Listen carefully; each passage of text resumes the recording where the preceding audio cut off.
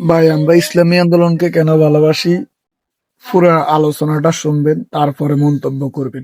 লিডাররা অহরহ বিপর্দা মহিলাদের সাথে সব জায়গায় খোলামেলা ইসলামী আন্দোলন বাংলাদেশ ক্ষমতার জন্য রাজনীতি করত, অনেক আগেই ক্ষমতায় যেতে পারত, অনেক আগেই অনেক প্রস্তাব আসছে, কিন্তু কেন যাই নাই? ইসলাম হুকুমাত কায়েম করার জন্য।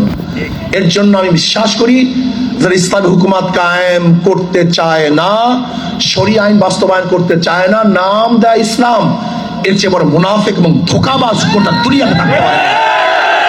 আসুন, মুখে যা বলি কাজেও তা করি। আর আমি দেখি জামাত, সে তো আসলে শরিয়া বাস্তবায়ন কেন করবে? সে তো নিজেই শরিয়াত অনুযায়ী চলে না।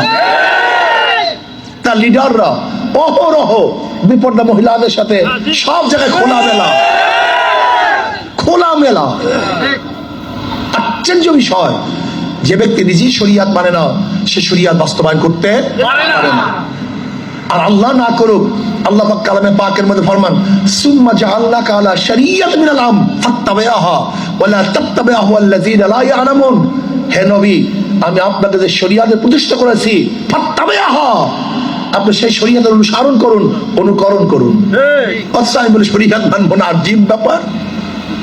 আল্লাহ পাক বলেন শরিয়াতের ইত্তেবা অনুসরণ করতে, আর আপনি বলেন শরিয়াত বাস্তবায়ন করেন, প্রচলিত আইনে দেশ চালাবেন।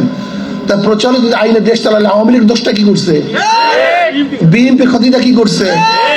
জাতীয়বাদী বিরোধিতা কেন করেন? কমিউনিজমের বিরোধিতা কেন করেন? বলবেন সৎ।